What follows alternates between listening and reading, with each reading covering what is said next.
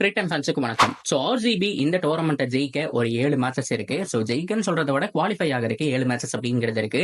And 7மே சாதாரண match கிடையாது, tough match. இதுக்கு முன்னாடி ஒரு 2 இல்ல 3 வெற்றி கொண்டு வந்திருந்தா கூட, அதாவது இப்போ 1 வின் பண்ணியிருக்காங்க, அதோட சேர்ந்து ஒரு கம்ஃபர்டபுளா ஒரு சிஎஸ்கே மாதிரி ஒரு 4 வெற்றி அப்படின்னு இருந்தா கூட சொல்லலாம். இதுல மினிமம் ஒரு 3ல இருந்து ஒரு 4-5 வின் பண்ணாலே ஓரளவுக்கு ஈஸியா குவாலிஃபை ஆகலாம்னு சொல்லிட்டு. ஆனா ஃபர்ஸ்ட் 7 மேட்சஸ்ல ஒரே ஒரு வெற்றியோட ரொம்ப லோவா கடைசி பொசிஷன்ல இருக்காங்க அப்படின்னு தான் சொன்னோம். ஸோ இங்க இருந்து புல் பேக் பண்ணவே முடியாதுன்னு சொல்லவில்லை. ஸோ கம்ஃபர்டபுளா கண்டிப்பா பண்ணி போகலாம். ஸோ பிகாஸ் மேல இருக்கிற டீம்ஸும் ஓரிரு மேட்சஸ் லாஸ் பண்ணாலே மிகப்பெரிய டிஃபரன்ஸ் அப்படிங்கிறது வருது. சிஎஸ்கே நேத்து மேட்சஸ் அப்படிங்கிறது லாஸ் பண்ணாங்க. அந்த ஒரு மேட்ச் லாஸ் ஆல பாத்தீங்க அப்படின்னா எல்எஸ்ஜி, டிசி, பஞ்சாப் அப்படின்னு சொல்லிட்டு எல்லாருக்குமே பிரகாசமான வாய்ப்பு இருக்கு. நேத்து வின் பண்ணியிருந்தா மேபி அவங்களும் டாப்ல இருந்திருப்பாங்க, ஓரளவுக்கு கொஞ்சம் க்ளோஸா போயிருக்கும். ஸோ மேக்ஸிமம் ஏதாவது ஒரு டீமுக்கு தான் வாய்ப்புன்னு சொல்லலாம். ஆனா இப்ப எல்லா டீமுக்குமே வாய்ப்பு தெரியுது. இதுல இருந்து தெரியக்கூடிய விஷயம், ஸோ மேல இருக்கிற டீம்ஸ் ஒரு கேகேஆர், ஆர்ஆர் தொடர்ந்து ஒரு 2ல இருந்து 3 மேட்சஸ் அப்படிங்கிற மாதிரி தோக்குறாங்க அப்படின்னா கீழே இருக்கிற டீம் ஏதாவது 2 வெற்றி பெற்றா கூட பார்த்தோம் அப்படின்னா அப்படி ஈக்குவலா ஆகிறதுக்கான சான்ஸ் அப்படிங்கிறது ஹைலி பாசிபிள். ஸோ அந்த வகையில இது எல்லாமே ஒரு பக்கம் இருந்தாலும் ஆர்சிபியோட பேட்டிங் ஆர்டர் ரொம்ப ரொம்ப முக்கியமா நம்ம பார்க்கப்படுது. இந்தியன் பேட்ஸ்மேன்ஸ் வந்துட்டு பெர்ஃபார்ம் பண்ணணும். ஸோ அதுல சச்சின் அவர்கள் சொன்ன 2 பிளேயர் யாரு, அதை தாண்டி இந்தியன் பேட்ஸ்மேன்ஸ் யாரு அப்படிங்கறது எல்லாத்தையும் கம்ப்ளீட்டா இந்த வீடியோல பார்த்து தெரிஞ்சுக்கலாம். அதுக்கு முன்னாடி ஃபர்ஸ்ட் சேனலுக்கு வரைக்கும் நாம மறக்காம சப்ஸ்கிரைப் பண்ணி சப்போர்ட் பண்ணுங்க. அப்பதான் அப்டேட் எல்லாமே உங்களை வந்து சேரும். சரி வாங்க வீடியோக்குள்ள போலாம். ஃபர்ஸ்ட் ஆஃப் ஆல் இந்த கிரிக்கெட் எல்லாம் பத்தி பேசிட்டு இருக்கும்போது சச்சின் டெண்டுல்கர், கிரிக்கெட் அனலைஸ் பண்றவங்க, ஸோ முன்னாள் வீரர்கள் எல்லாருமே சொல்லக்கூடிய விஷயம் என்ன அப்படின்னா ஆர்சிபி பத்தி அதிகமா பேசியிருப்பாங்க. இந்த டோர்னமெண்ட் ஆர்சிபி வின் பண்ணும் அப்படின்னா சச்சின் அவர்கள் சொல்லியிருந்தாரு ஃபாரின் பிளேயர் வந்துட்டு கண்டிப்பா பெட்டரா பெர்ஃபார்ம் பண்ணணும், அதுல மேக்ஸ்வெலுக்கு பெரிய பொறுப்பு இருக்குங்கிற மாதிரி சொல்லியிருந்தாரு.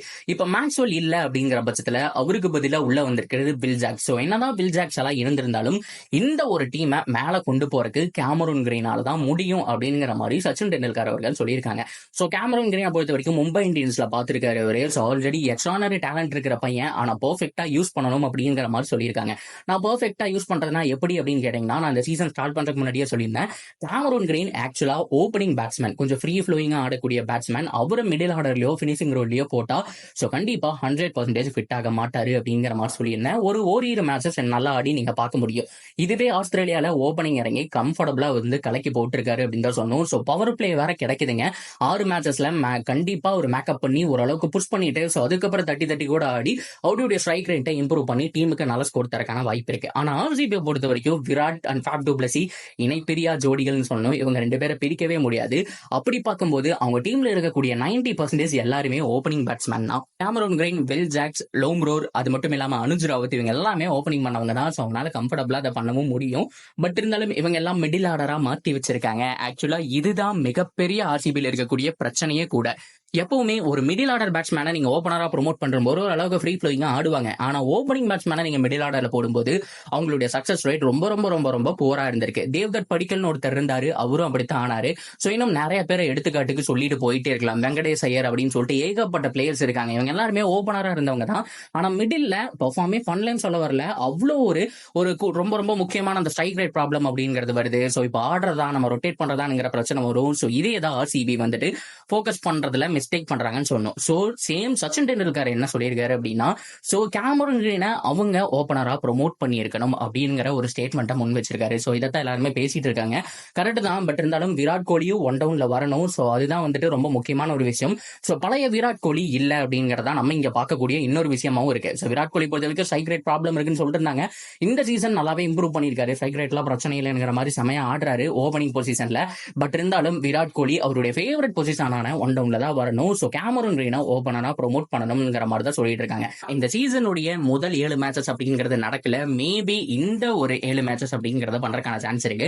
உண்மையாலுமே பண்ணா நல்லா இருக்குங்க. Faf du Plessis and Cameron Green நல்ல ஓப்பனிங் பேட்ஸ்மேன். அண்ட் மிடில் ஆர்டரை பொறுத்த வரைக்கும் விராட் கோலி ஏர்லி விக்கெட் விழுந்தாலும் கொண்டு போவாரு, இல்ல 10 ஓவருக்கு அப்புறம் விக்கெட் விழுந்தாலும் கொண்டு போவாரு. அந்த அளவுக்கு திறமை அப்படிங்கிறது விராட் கோலிக்கு இருக்கு.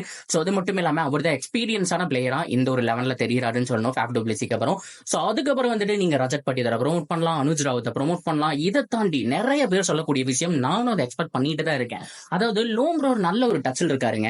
சோ அவரை பொறுத்த வரைக்கும் ஃபர்ஸ்ட் பால் வந்த உடனே 6 அடிக்கக்கூடிய அந்த கெப்பாசிட்டி இருக்கு. டொமஸ்டிக் கரியர் நல்லா போயிருக்கு. ஒரு வருஷத்துல அவருடைய கேம் வந்துட்டு நல்லா மாத்தி இருக்காரு. அண்ட் குறிப்பா லெஃப்ட் ஹேண்ட் பேட்ஸ்மேன் வேற. ஆர்சிபியோட மிகப்பெரிய மைனஸே லெஃப்ட் ஹேண்டர்ஸ் பெருசா இல்லாத ஒரு டீம். டாப் 6மே ஆல்மோஸ்ட் ரைட் ஹேண்டர். சோ இடையில அந்த அனுஜ் ராவத் அண்ட் லோம்ரோர் இவங்க 2 பேர் தான் லெஃப்ட் ஹேண்டர்ஸா தெரியுறாங்க.